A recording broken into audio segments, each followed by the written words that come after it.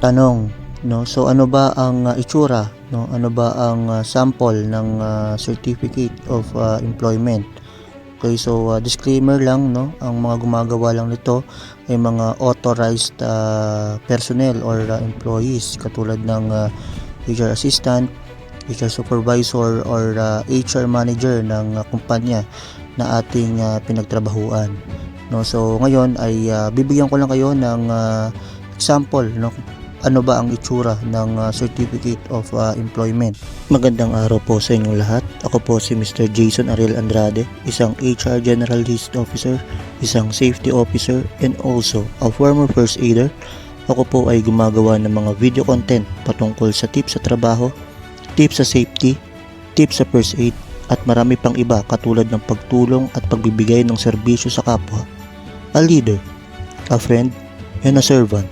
A proud member of Alpha Phi Omega Fraternity, samahan niyo po ako sa isang makabuluhang talakayan. Kung nais ninyo ng mga ganitong video content, huwag kalimutang i-like, i-share, i-subscribe, at i-click ang notification bell upang palagi kang updated sa ating mga videos. Tara at ating alamin, himayin, at pag-usapan sa HR Ariel Super Yel TV.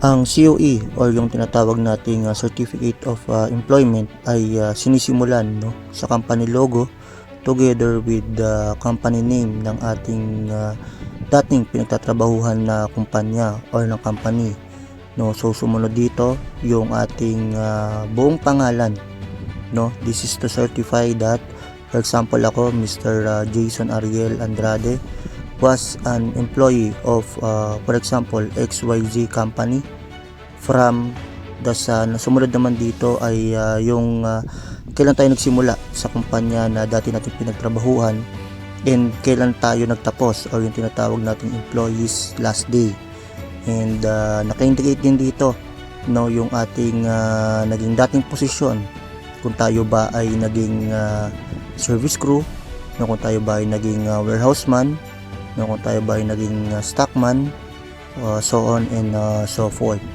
After mailagay, no, yung posisyon sa ating previous employer or dating kumpanya na ating pinagtrabahuan, ito ay binibigay, no. So ang certificate or employment ay ini-issued sa resigned employee, no, or dating manggagawa ng isang kumpanya. So naka-indicate dito na this certification is being issued to Mr. or Mrs., no. So for example, ako Mr. Andrade, for whatever legal purposes it may serve. Okay, so gagawa rin ako ng video, no, kung ano ba ang iba't ibang uri ng Certificate of Employment, kasi meron dito for example ng Certificate of Housing Loan, no, Certificate of Motorcycle Loan. So ngayon kasi ay example lang ito ng Certificate of Employment na dati natin pinagtrabahuan.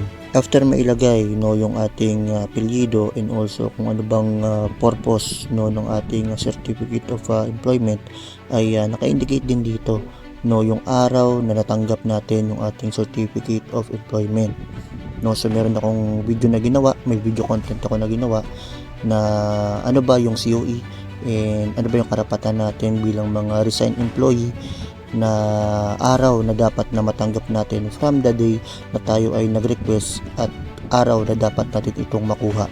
So panoorin nyo na lang sa video na ito. And of course, last but not the least, no, yung nabanggit ko kanina sa first video, no, na kung sino ba yung mga authorized personnel, no, mga authorized employees na dapat mag-sign, no, or magpatunay ng ating Certificate of Employment, no, sa previous work natin or previous company na ating pinagtrabahuan. Okay, so recap lang tayo sa nilalaman ng COE or yung tinatawag nating Certificate of Employment.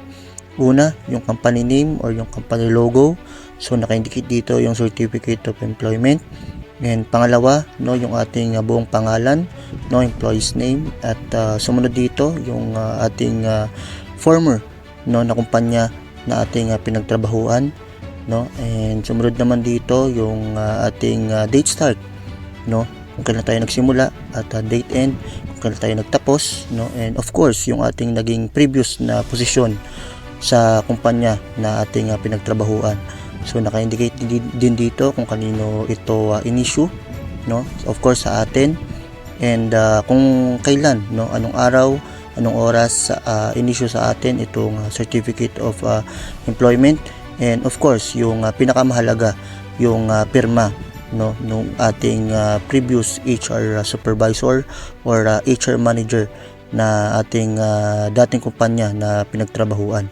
Okay, so ito po ang nilalaman ng certificate of employment, no. Kung kayo po ay may natutunan, no, ako po ay humingi sa inyo ng 5 segundo upang i-like, i-share at i-subscribe, no, ang aking YouTube channel, no, HR Ariel Superior TV, at maraming salamat po.